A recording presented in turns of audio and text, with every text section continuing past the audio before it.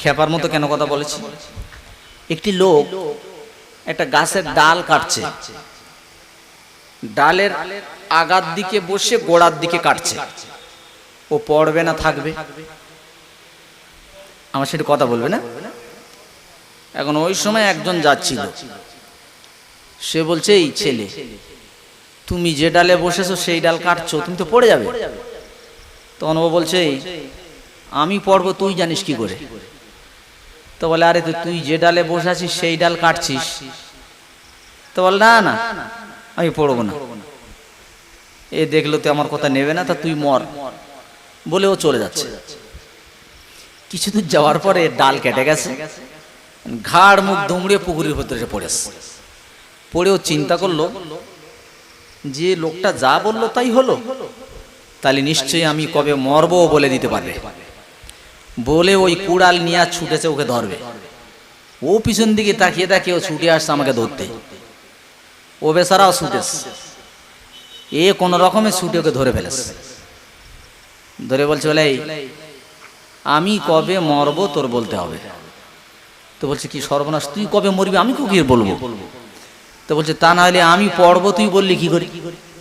তো বলে, আরে তুই যে ডালে বসে আছিস সেই ডাল কাটছিস। তো বলছে, না না ও জানিনি, আমি কবে মরবো তোকে বলতে হবে। যখন না ছাড়ছে ও তখন চিন্তা করছে তো হবে না। ও বলে, দেখ তুই যেদিন পাতলা ডাল খাবি সেদিন তুই মরে যাবি। কি ডাল খালি ভাইজান? একটু কথা বলবেন, আপনি আমার সামনে আছেন কিন্তু ভাই ভাইয়ের মতো। পাতলা ডাল খেয়ে মরে যাবে। তখন ও আর কোথাও পাতলা ডাল খায় না। একদিন একটা বিয়ে বাড়িতে ঢুকেছে, খেতে বসেছে, আর প্রথম চান্সেই পাতলা ডাল দিয়েছে। ও বলছে, আমি খাবো না। তখন খাদিমদাররা বলছে, বোটের দিকে তাকিয়ে দেখ, কেউ যদি এখানে কিছু না খায় 30,000 টাকা জরিমানা দিতে হবে, মাথার চুল নেড়া হবে, জেল খাটতে হবে। তখন চিন্তা করলো, সর্বনাশ, আমার কাছে 30 টাকাও তো নেই, আমি কি করব? বাধ্যতামূলক পাতলা ডাল খেয়ে ফেলেছে।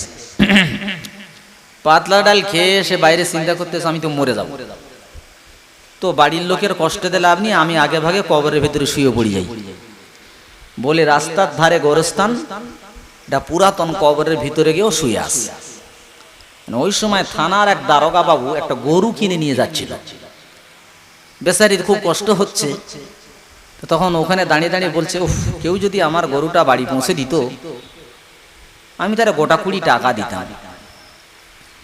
তখন কবরের ভেতর বলছে, দারোগা বাবু ওই কথা আর বলবেন না, যদি আমি মরে না যেতাম তাহলে তোমার গরুটা আমি পৌঁছে দিতাম। দারোগা চিন্তা করলো, আওয়াজ আসে করতে গিয়ে বাবা, লোক নেই জন নেই। ফের একবার দারোগা বলেছে, দেখে গোরস্থানের দিক থেকে আওয়াজটা আসছে। আর সাধারণত যারা থানার দারোগা ওসি হয় তাদের সাহস একটু বেশি হয়। একটু আগে কাছাকাছি গিয়ে ফের যখন বলেছে, দেখে কবরের ভিতর থেকে আওয়াজটা আসছে। উঁকি মেরে দেখে যে মাল শুয়ে আসছে। ঘাড় ধরে তুলে গরুর দড়িটা ওর হাতে দিয়েছে, বাড়ি চলে গেছে। বাড়ি গিয়ে 20টা টাকা ওর হাতে দিয়ে ফের 2টো ঘাড় ধাক্কা দিয়ে বের করে দিয়েছে। এবার একদিন জলসায় এসেছে, মৌলানা সাহেব ওয়াজ করতেছে, বাবা কবরের আযাব এরকম খাতারনাক। ও তখন উঠে দাঁড়িয়ে বলছে, হুজুর আপনার ওয়াজ বন্ধ করেন। বলছে, কেন? বলে, কবরের আযাব আমার দেখা হয়ে গেছে। বলে, কিরকম? বলে, তুলিপ মাত্র 2টো ঘাড় ধাক্কা, বাড়ি নিয়ে 20টা টাকা ফের 2টো ঘাড় ধাক্কা, এই তো কবরের আযাব। তো তুমি কোন কবরের আযাব আমার শোনাচ্ছ? একটা গল্পে কটা শিক্ষা বার করেছি। যে ডালে বসে আছে সেই ডাল কাটছে, একজন বলছে তুই পড়ে যাবি, ও বলছে আমি পড়বো তুই জানিস কি করে। ছেলেরা যে নামাজ ছেড়ে জাহান্নাম মুখ হচ্ছে, ওলামারা শরিয়াতের আয়নায় দেখছে ও জাহান্নামে যাচ্ছে। যখন ওলামারা শরিয়াত মাফিক ওকে বলছে তুমি জাহান্নামে চলে যাবে, ও তখন বলছে আমি জাহান্নামে যাব তুই জানিস কি করে, কারণ আমাদের কাছে শরিয়াত আছে। ঠিক তো ভাই? 2 নাম্বার, এরা কবরের আযাবকে এলাও করছে না। কেন? এই তো পাশে গোরস্থান, কত শত হাজার মাটি দিলাম, ওই তো কিছুদিন পরে কবর নেমে গেল, গিয়ে দেখি মাটি আর মাটি, এই তো কবরের আযাব। আবার কি মানে ওর মতো এরাও কবরের আযাবকে এলাও করছে না, যার জন্য ওরা দিনের চটায় আসতে পারছে না, বসছে না। আমার প্রাণপ্রিয় বন্ধু, ভুল বুঝবেন না। গর্ব তোমার খর্ব হবে যেদিন হবে গর্বাসী। যে মরেছে সে জানে কবর কি জিনিস, আমি তুমি বুঝবো না। আল্লাহ নবী সাল্লাল্লাহু আলাইহি সাল্লাম সরকার দো আলম সরওয়ারে কায়নাত তিনি বলেছেন যে আমি আল্লাহর কাছে যদি বলতাম আল্লাহ কবরের আযাবকে আমার উম্মতদেরকে দেখাও, তো আল্লাহ দেখিয়ে দিতেন। কিন্তু আমি দোয়াটা এই জন্য করি নাই যে যদি কবরের আযাব ওরা চোখে দেখতে পায় তাহলে লাশ নিয়ে আর কেউ গোরস্থানে যাবে না, লাশ বাড়িতে পোষে কুকুর বিড়ালে খাবে, ওই গোরস্থানের দিকে কেউ যাবে না, এত খতরনাক। রাসূল বলেছেন আযাবুল কবরে হাক্কুন, বেশক কবরের আযাব সত্য, শুধু আমি তুমি জানতে পারি না। বুঝো বাবুজি? এজন্য আমার সোনার বন্ধু, আমাকে কমিটি বলছিল যে হুজুর কি হবে, এই তো পরিস্থিতি, কেউ চাঁদাও দিতে চায় না। বলছি তোমার নবী বলে গেছেন রে বাবা, এ কাজে সবাই দেবে না, যাত্রা কাওয়ালি হলি দেবে, এ কাজে সবাই দেবে না। তো আসুন আল্লাহর কাছ থেকে জেনে নেই আমি আজ করে আপনাদের কি দাওয়াত দিতে এসেছি, নবীরা কিসের দাওয়াত দিত, এইটাই নিয়ে কোরআন থেকে আজ করে জেনে নেব। বলেন ইনশাআল্লাহ। এবারে একটু প্রাণ ভরে দরুদ পড়ে নেন, কোরআন শুরু হবে ইনশাআল্লাহ। আল্লাহুম্মা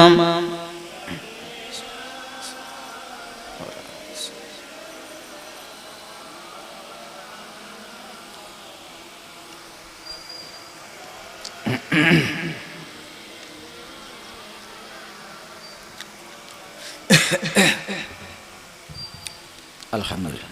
আল্লাহ জানাচ্ছেন 29 পারা সূরা নূহ প্রথম পৃষ্ঠার আয়াত 1, 2, 3 থেকে শুরু হচ্ছে। আল্লাহ নূহ আলাইহিস সালামকে বলছেন ইন্না আরসালনা নূহান ইলা কওমিহি আন আনযির কওমাকা মিন ক্বাবলি আইয়াতিয়াহুম আযাবুন আলীম। খুব মন দিয়ে শুনো ভাই, আমি অনুরোধ করছি যারা বসেছেন দিলের কান দিয়ে শুনো। আল্লাহ বলছেন ইন্না আরসালনা নূহান ইলা কওমিহি, আমি নূহ আলাইহিস সালামকে তার জাতির কাছে পাঠিয়েছিলাম। আন আনজির, তুমি ওদেরকে সতর্ক করো, কওমাকা তোমার জাতিকে, মিন ক্বাবলি আইয়াতিয়াহুম মিন আযাবিন আলীম, যে ওদের প্রতি এসে যাবে মারাত্মক আযাব। ভাইজান শুনছেন তো? ওদের প্রতি এসে যাবে মারাত্মক আযাব।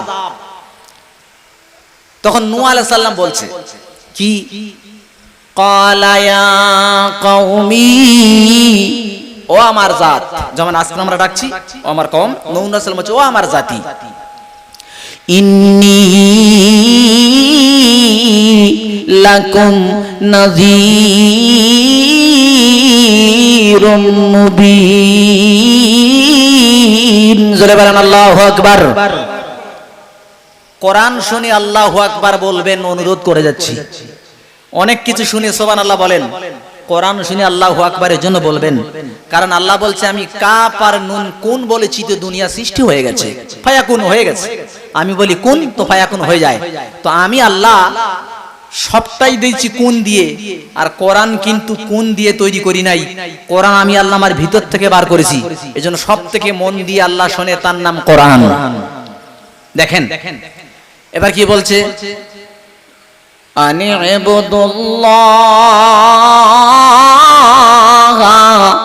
তোমরা আল্লাহর ইবাদত করো, ওয়াত্তাকুহু, তাকে তোমরা ভয় করো।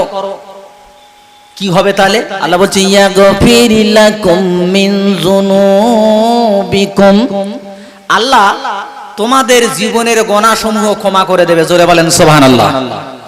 2 নাম্বার কি বলেছেন, ওয়া ইউআখিরুকুম ইলা আজালিন মুসাম্মা, আর আল্লাহ তোমাদের নির্দিষ্ট কাল পর্যন্ত একটা সময় দেবে। ইন্না আজালাল্লাহ ইন্নাল্লাহি লা ইউআখার, আল্লাহ বলছে যখন আল্লাহর নির্ধারিত টাইম এসে যাবে তখন তোমাদেরকে সময় দেওয়া হবে না। লাউ কুনতুম তা'লামুন, যদি তোমরা বুঝতে পারতে। কি সুন্দর দাওয়াত দিয়েছে দেখেছেন, তোমার জাতকে স্মরণ করে দাও আযাব আসবে। নূহ আলাইহিস সালাম বলছে আমার জাত তোমরা ফিরে এসো, আল্লাহর ইবাদত করো আর আল্লাহকে ভয় করো আর আমার আনুগত্য করো, আল্লাহ তোমাদের জীবনের গুনাহ ক্ষমা করে দেবে এবং তোমাদের নির্ধারিত সময় পর্যন্ত আল্লাহ সুন্দর সুস্থ রেখে দেবে এবং আল্লাহর টাইম যখন এসে যায় এক চুল ত্বরান্বিত হয় না, আগ পিছ হয় না। এটা নবী বলে দিলেন। এবার নূহ আলাইহিস সালাম জানাচ্ছে আল্লাহকে, কি বলছেন দেখেন, ক্বালা রাব্বি, ও আমার আল্লাহ, কি হচ্ছে, ইন্নী দাআউতু কওমান, আল্লাহ আমি আমার জাতকে দাওয়াত দিয়েছি লাইলা ওয়া নাহারা, আল্লাহ রাতের বেলা দিয়েছি, লাইলা ও রাতের বেলা, ওয়া নাহারা দিনের বেলা দাওয়াত দিয়েছি, রাত্রি দিয়েছি, দিনে দিয়েছি। কি হয়েছে জানো, কি হয়েছে, আল্লাহ ফালাম ইয়াজিদুহুম দুআই ইল্লা ফিরারা, আয় আল্লাহ আমার দাওয়াত শুনে, আমার ওয়াজ শুনে, আমার কথা শুনে আশা তো দূরের কথা, ইল্লা ফিরারা পিছন ফিরে পালিয়েছে, আমার কাছে তারা আসে নাই। মিলিয়ে নেন, আজ এখানে দাওয়াত দিচ্ছি আমি কোরআনের, একটা দল আশা তো দূরের কথা পিছন ফিরে হেঁটেছে। তো নবীর জামানা কি হচ্ছেন দেখেন, বলছেন নবী বলছে আল্লাহ গো আমার কথা শুনে আশা তো দূরের কথা পিছনে চলেছে। আর কি হয়েছে এবার বলছে, ওয়া ইন্নী কুল্লামা দাআউতুহুম, আল্লাহ আমি যখন ওদেরকে দাওয়াত দিয়েছি কেন জানো বলে কি, লিতাস্তাগফিরা লাহুম, আল্লাহ যাতে তুমি ওদেরকে ক্ষমা করে দাও, এনে দাওয়াত দিয়েছি। তা কি হয়েছে তাতে, বলে আল্লাহ কি হয়েছে, বলে কি হয়েছে, জাগালু আসাবিয়াহুম ফি আযানিহিম, আল্লাহ আমার দাওয়াত আমি ওদেরকে ক্ষমা করার জন্য দাওয়াত দিলাম, ওরা জালু আসাবিয়াহুম প্রবেশ করিয়েছে ওদের আঙ্গুল, ফি আযানিহিম ওদের কানের মধ্যে আঙ্গুল ঢুকিয়েছে। আর কি করেছে, ওয়াস্তাগশাউ সিয়াবাহুম, শুধু কানে আঙ্গুল দেয় নাই, কাপড়টা দিয়ে নিজের চেহারা ঢেকেছে। আর কি করেছে, ওয়াসারু, আল্লাহ নরম হওয়া তো দূরের কথা গরম হয়ে গেছে, নমনীয় না হয়ে অনমনীয় হয়ে গেছে। আর কি করেছে, ওয়াস্তাকবারুস্তিকবার, আল্লাহ তারা অহংকার করেছে, বড় অহংকার করেছে। আর কি আল্লাহ বলছে, সুম্মা ইন্নী দাউতুহুম জিহারা, আল্লাহ আমি ওদেরকে দাওয়াত দিয়েছি প্রকাশ্যভাবে, সুম্মা ইন্নী আলানতু লাহুম ওয়া আসরারতু লাহুম ইসরারা, আল্লাহ গোপনে বলার মতো বলেছি, প্রকাশ্যে বলেছি, গোপনে বলেছি, রাত্রে বলেছি, দিনের বেলা বলেছি। আল্লাহ আমার থেকে ওরা সরে গেছে। নূহ আলাইহিস সালাম বলছে রব্বুল আলামিন ইন্নাহুম আসাউনি, আল্লাহ ওরা আমার বিরোধিতা করেছে, ওরা আমার ওভারটেক করেছে, আল্লাহ ওদের তুমি শাস্তি দাও, আল্লাহ এমন শাস্তি দাও যেন ওদের আন্ডা বাচ্চা না বাঁচে, যদি একটা বাচ্চাও বেঁচে থাকে ওরাও কাফের হবে। আল্লাহ বলছে ঠিক আছে, ওয়াসনাইল ফুলকা বিআয়ুনিনা, ও নবী আমার তত্ত্বাবধানে তুমি একটা নৌকা তৈরি করো। আল্লাহ বলছে নবী আমার তত্ত্বাবধানে তুমি একটা নৌকা তৈরি করো। তা নূহ আলাইহিস সালাম বলছে আল্লাহ নৌকাটা কি দিয়ে তৈরি করব? আল্লাহ বলছে শাল কাঠ দিয়ে বানাও। নূহ আলাইহিস সালাম तमाम দুনিয়া ঘুরে ঘুরে ঘুরে ঘুরে শাল কাঠ আর পায় না, এসে বলছে রব্বানা দুনিয়া খুঁজে এলাম শাল কাঠ কোথাও পেলাম না। আল্লাহ বলছে দাঁড়াও, জিবরাইল আলাইহিস সালামকে আল্লাহ বললেন আসমান থেকে শাল গাছের চারা নিয়ে যাও, পৃথিবীর জমিনে ওই প্রথম শাল গাছের চারা আনা হয়। শাল গাছ লাগানো হলো, শাল গাছ 20 বছর 40 বছর 80 বছর 100 বছর অনেক কটা বর্ণনা এসেছে। গাছ বড় হয়ে গেল, গাছ কাটা হলো, তক্তা তৈরি হলো। এবার নূহ আলাইহিস সালাম বলছে রব্বুল আলামিন পেরেক লাগবে, হাতুড়ি লাগবে, নইলে আমি নৌকা বানাবো কি করে? আল্লাহ বলছে নবী কিছুই লাগবে না, শুধু তুমি বিসমিল্লাহ বলে তক্তাটা ধরো, জোড়া লাগানোর দায়িত্ব আমি আল্লাহ, আমার তোমার কিছুই করতে হবে না। জোরে বলেন সুবহানাল্লাহ। হলো বলছে আল্লাহ এত একটা ইঞ্জিনিয়ার লাগবে, না তো বানাবো কি করে? পৃথিবীর জমিনে নৌকা জাহাজের ইঞ্জিনিয়ার হচ্ছেন জিবরাইল আলাইহিস সালাম, এবং পৃথিবীর জমিনে কাবা শরীফের ইঞ্জিনিয়ার হচ্ছে জিবরাইল আলাইহিস সালাম। খেয়াল রাখবেন, জিবরাইল সালাম ইঞ্জিনিয়ার এসেছে, তখন ওয়া সালাম বলছে কি কি হবে বলো? তখন জিবরাইল সালাম বলছে আমারাহু আইয়াজআলাস সাফিনাতা সালাসি তাবাকা, এই নূহ জাহাজটা 3 তালা হবে। কতলা মোলা ভাইজান? 3 তালা। প্রথম তালার নাম উলিয়া, মাঝখানের তালার নাম বুস্ত, নিচের তালার নাম সুফলা। উলিয়া, বুস্ত, সুফলা। বলছে 3 তালা জাহাজ কি হবে? আল্লাহ বলে নূহ প্রথম তলায় তোমার ইমানদার মানুষগুলো থাকবে। ইমানদার কজন ছিল? 42 অথবা 72, এই মোট 950 বছর দাওয়াত দিয়ে এই মোট ইমানদার। এরা তোমার প্রথম তলায়। মাঝখানের তলায় থাকবে গরু, ছাগল, ভেড়া, উট, দুম্বা, জেব্রা, মহিষ এরা। আর নিচের তলায় থাকবে বাঘ, ভাল্লুক, সিংহ, বিচ্ছু, সাপ এরা। আচ্ছা ঠিক আছে, আর কি হবে? আল্লাহ লম্বা কতটা হবে, চওড়া কতটা হবে বলে দেওয়া হলো।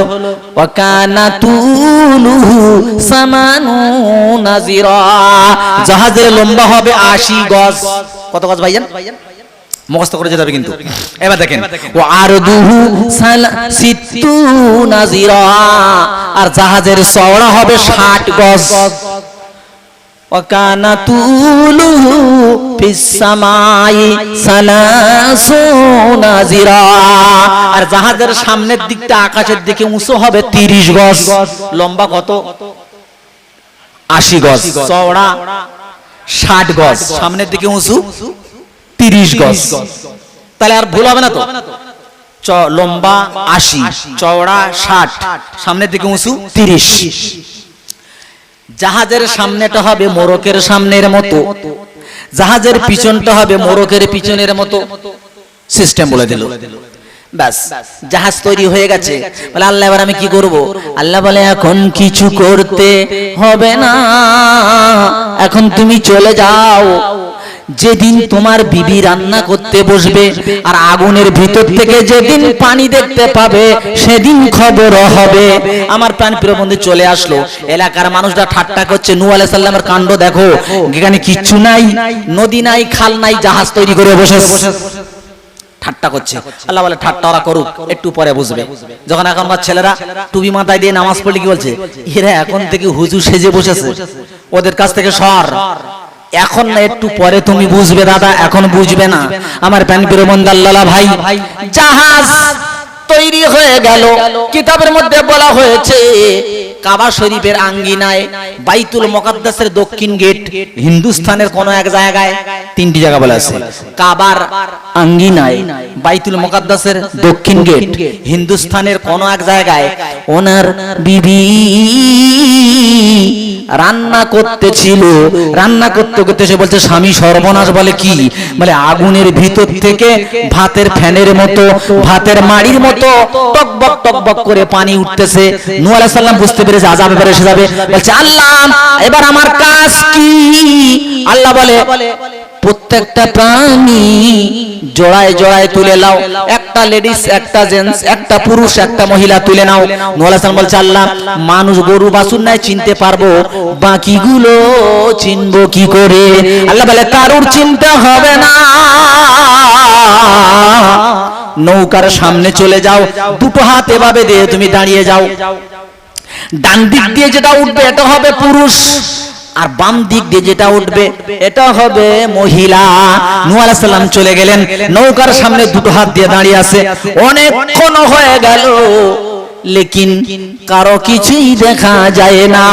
তখন নূহ আলাইহিস সালাম বলছে আল্লাহ অনেকক্ষণ হয়ে গেল কেউ তো আসে না। আল্লাহ বলে নিচের দিকে তাকাও। নিচের দিকে তাকিয়ে দেখে ছোট্ট একটা পিপিলিকা, পিঁপড়ে। নূহ আলাইহিস সালাম বলছে মা লাকা ইয়া নাম, এই পিপিলিকা তোর খবর কি রে? বলে নূহ আলাইহিস সালাম কি করব, আল্লাহ আমারে পাঠিয়েছে। এজন্য বলা আছে আউয়ালু মান দাখালাস সাফিনাতা আন্নামল, জাহাজে যে প্রথম প্রাণী উঠেছিল সেটা ছিল পিপিলিকা। পিপিলিকা উঠে গেল, এবারে দেখে একটা প্রাণী পেস খেতে খেতে আসতেছে, কি বলেন তো? সাপ। নূহ আলাইহিস সালাম আল্লাহ এরে না তুললে হয় না। কেন? লালে দিলি তো ভয় লাগে। আল্লাহ বলে নূহ সাপের গালে বিষ দিয়েছি আমি আল্লাহ, ওর থেকে বিষ আমি আল্লাহ তুলে নিলাম। 6 মাস তোমার নৌকা চলবে, ওর গালেতে বিষ থাকবে না। এবারে হচ্ছে আস্তে আস্তে হঠাৎ থেকে বনের রাজা আসতেছে। কে? সিংহ। সিংহ। তো নূহ আলাইহিস সালাম বলছে আল্লাহ এইটাকে না তুললে হয় না। কেন? আল্লাহ এর গরু বাছুরও ভয় পায়, মানুষও ভয় পায়। আল্লাহ বলে নূহ একটু আগে যাও। আগে গেল। আল্লাহ বলছে নূহ সিংহের কপালে হাত দাও। সিংহের কপালে নূহ আলাইহিস সালাম হাত রেখেছেন। ইহসাসতু অনুভব করলো আল হারারা গরম। বলছে আল্লাহ এ তো গরম। আল্লাহ বলে এটা অন্য কোন গরম না, ও নবী এটা হলো আল হুম্মা, তার মানে জ্বর। ইতিহাসের পৃষ্ঠা দেখা যায় ওই সিংহর আগে পৃথিবীর জমিনে কারো কোনোদিন জ্বর হয় নাই। বলছে আল্লাহ বলছেন নূহ এটা জ্বর। ও নূহ তুমি জানো না, যখন কারো জ্বর হয় সেই জানে জ্বরের কি জ্বালা।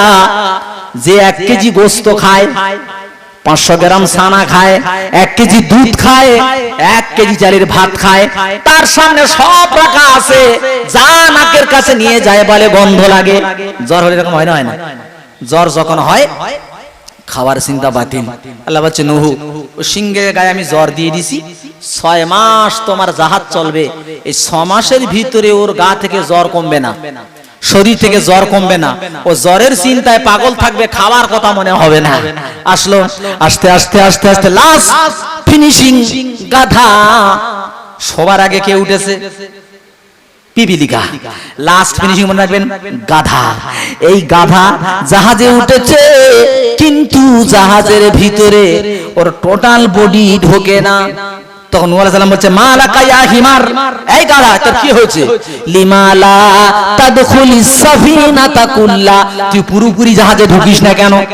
গাধা বলছে নবী আমার কোনো দোষ না। বলে কার? বলে আমার পিছনে কে টেনে ধরে রেখেছে। নূহ আলাইহিস সালাম গিয়ে দেখে তা আল্লাহকে বি জানাবি ইবলিশ। ইবলিশ শয়তান গাধার লেজ ধরে টেনে রেখেছে। নূহ আলাইহিস সালাম বলছে মা লাকা ইয়া ইবলিশ কি হলো তোর? হ্যাঁ তুই গাদার লেজ ধরে টেনে রেখেছিস কেন? বলে নূহ আমারে জিজ্ঞাসা করো না, আল্লাহরে জিজ্ঞাসা করো। নূহ আলাইহিস সালাম বলছে মাবুদ, এ বলছে তোমারে জিজ্ঞাসা করতে। আল্লাহ বলছে হ্যাঁ ঠিক বলেছে। বলে আল্লাহ কি করব? বলে ওকেও তুমি জাহাজে তুলে নাও। আল্লাহ তো শয়তান। বলে হ্যাঁ ও শয়তান, আমি আল্লাহ কথা দিয়েছি ইবলিশ কিয়ামত পর্যন্ত মরবে না। এই পৃথিবী বুড়ে সরকার হয়ে যাবে, ইবলিশ যদি মরে যায় আমি আল্লাহ আমার কথা খেলাফ হয়ে যাবে। সুতরাং আমি আল্লাহ এমন, আমার কথার কোনো বৈপরীত্য হবে না। লা তাবদীলা লিকালিমাতিল্লাহ, বলে আমার কথার কোনো বৈপরীত্য হবে না। তাই তুমি ওকে তুলে নাও। ইবলিশকে তুলে নিল। এবার নূহ আলাইহিস সালাম বলছে আল্লাহ এবারে জাহাজ চালাতে গেলে ইঞ্জিনের দরকার। আল্লাহ বলে ইঞ্জিন লাগবে না। কি করতে হবে? বলে শুধু তুমি পড়ো বিসমিল্লাহি মাজরিহা ওয়া মুরসাহা ইন্না রাব্বি লাগাফুরুর রহিম। এই দোয়াটা তুমি পড়ো, জাহাজ চলা শুরু হবে। এই দোয়া পড়েছেন, জাহাজ চলতেছে, উপর থেকে বৃষ্টি হচ্ছে, নিচের থেকে পানি উঠছে। ওনার বেটা কেনান দিন আনে নাই। নবীর বেটা কেনান জীবনে, নবীর বেটা কেনান জীবনে আনিনি কদিন। কাফেরের ঘরে জন্ম নিল নবী, নাম তার ইব্রাহিম। আমার প্রিয় বন্ধু, এভাবে চলতেছে। কেনান বলছে তোমার আল্লাহ কতটা পানি দেবে? আমি তো প্রচুর লম্বা, পাহাড় পরিমাণ লম্বা। তোমার আল্লাহ পানি দিতে দিতে যখন পাহাড় পর্যন্ত হয়ে যাবে, আমি পাহাড়ের উপরে উঠে বসবো, তখন তোমার আল্লাহ কি করে দেখবো। আমার প্রাণের বন্ধু, আল্লাহর সঙ্গে পাল্লা দিয়েছে, কি অবস্থা হচ্ছে। তাই বলি চৌমাথার মুসলমান, আল্লাহর সাথে পাল্লা দিতে যেও না, আল্লাহর সঙ্গে পাল্লা দিতে যেও না, ফিরে এসো। এবারে পানি হচ্ছে, পানি উঠতে উঠতে উঠতে উঠতে পাহাড় পর্যন্ত হয়ে গেছে। পাহাড়ে যখন কেনান দাঁড়িয়েছে, পানি হতে হতে হতে হতে কেনানের গলা পর্যন্ত হয়ে গেছে। দেখবেন অনেক পানিতে একটা কাঠের উপরে দাঁড়িয়ে দেখবেন পুকুরে একদম মাথা সমান পানি, একটা পালা বা একটা কাঠের উপরে আমরা মাঝে মধ্যে ছোটবেলায় ওর উপরে পা দিয়ে খেলা করতাম। যেই একটু টালমাটাল হয়ে যেত, পা স্লিপ করে পড়ে গেলে ডুব মেরে মেরে খুঁজ দিত কোথায় সে পালার, কোথায় সে ডাল। এখন যখন বুক পর্যন্ত কেনানের পানি হয়ে গেছে, ও টলমল টলমল করতে করতেই পা স্লিপ, ব্যাস আবুডুবু খাচ্ছে। নূহ আলাইহিস সালাম বলছেন, ইয়া বুনাইয়ার কাম মানা, ও আমার ছেলে জাহাজে ওঠো ঠেলে। আল্লাহ বলছেন, নূহ লাইসা মিন আহলিকে, তোমার আহাল না। এ নূহ, এত বছর দাওয়াত দিয়েছে, তোমার ছেলে ইসলাম কবুল করে না। একবার যদি তোমার ছেলের দিকে হাত বাড়াও, নবীর দপ্তর থেকে নামখানা কাটা যাবে। চোখের সামনে ছেলে হাবুডুবু করে মারা যাচ্ছে। নূহ বেটা নিজের বাপ চোখে দেখছে, কিচ্ছু করতে পারলো না, শেষ হয়ে গেল। আমার প্রাণের বন্ধু, ওই নৌকা যেতে যেতে কাবার কাছে চলে গেল, 7 চক্কর মেরে দিয়েছে। নূহ আলাইহিস সালাম বলছে, আল্লাহ এখানে তো কাবা নাই, 7 চক্কর মেরেছে। আল্লাহ বলছে, নূহ পৃথিবী একাকার হয়ে যাবে, পৃথিবী পুড়ে শেষ হয়ে যাবে, ওই কারে কাবা থাকলে কাবা নষ্ট হয়ে যাবে। আমি তো এই কাবাটাকে আমি আল্লাহ চতুর্থ আসমানে তুলে নিলাম। জোরে বলেন সুবহানাল্লাহ। প্রথম কাবা চতুর্থ আসমানে চলে গেল। আমরা এখানে বসে আছি দাদা, এইখানে নূহ আলাইহিস সালামের কিস্তি ঘুরে 6 মাস ঘোরার পর এবারে জুদি পাহাড়ে গিয়ে বেঁধে গেছে। আল্লাহ বলছে, নূহ এবারে তুমি নেমে যাও। দাঁড়িয়ে গেল। নূহ আলাইহিস সালাম বলছে, কাক, কয়াকার কাক। আল্লাহ নবী নূহ বলছে, কাক দুনিয়াতে যাও, দেখে এসো চলাফেরা যাবে কিনা। কাক এসেছে, মাগার কাক আর ফিরত যায় না। এবারে দেরি হচ্ছে বলে নূহ আলাইহিস সালাম বলছে, পায়রাকে বলছে, পায়রা তুমি যাও, পৃথিবীটা দেখে এসো। পায়রা এসেছে, কুইক ঘুরে গিয়ে বলছে, নূহ পৃথিবী শুকনো হয়ে গেছে, চলাফেরা করা যাবে। তার কিছুক্ষণ পরে কাক গিয়ে হাজির। নূহ আলাইহিস সালাম বলছে, আরে কাক তোর আসতে দেরি হলে কেন? বলে, নূহ বিয়াদবি নেবেন না। বলে, কি হয়েছে? বলে, পৃথিবীতে গিয়ে দেখি একটা মরা গরু পড়ে আছে। কি পড়ে আছে? মরা গরু। ও নূহ, ও নবী, আমি গরু খাবার কাজে ব্যস্ত হয়ে তোমার কথা ভুলে গিয়েছিলাম। নূহ আলাইহিস সালাম বলতে, শোন কাক, আমি তোরে বদদুয়া দিলাম, পৃথিবীর বুকে তোরে কেউ লালিত পালিত করবে না, তোরে দেখলে ঝাঁটা তুলবে, কেউ থাকতে দেবে না। পায়রাকে বললো, পায়রা আমি তোর আশীর্বাদ করে গেলাম, এক কামরায় মানুষ বসবাস করবে, পাশের কামরায় তোর জন্য থাকার সুন্দর ব্যবস্থা করে দেবে, তোর কেউ ঝাঁটা কোনোদিন দেখাবে না। হচ্ছে না, হয় না? এখান থেকে ঘটনা, আমি এই ঘটনার ভেতরে কটা জিনিস বার করেছি দেখেন। কোরআনের ভেতরে আল্লাহ এমন কোন ঘটনা দেয়নি যে বেকার, একটি অক্ষরও বেকার দেয়নি। ইউসুফ জুলাইকার ঘটনা কিছু কিছু বক্তারা বলতে বলতে এমন ভাবে বাড়চাড় করে দিয়েছে, প্রেমের কাহিনী হিসেবে খ্যাত হয়ে গেছে। আই বুড়ো ছেলে মেয়েরা বলে, হুজুর একটু এই ইউসুফ জুলাইকাটা শোনান, মানে প্রেম শুনতে ভালো লাগে। কিন্তু আল্লাহ কি সেই ইউসুফ নবীর ঘটনা আমার নবীর শোনাচ্ছে হাজার হাজার বছর পরে?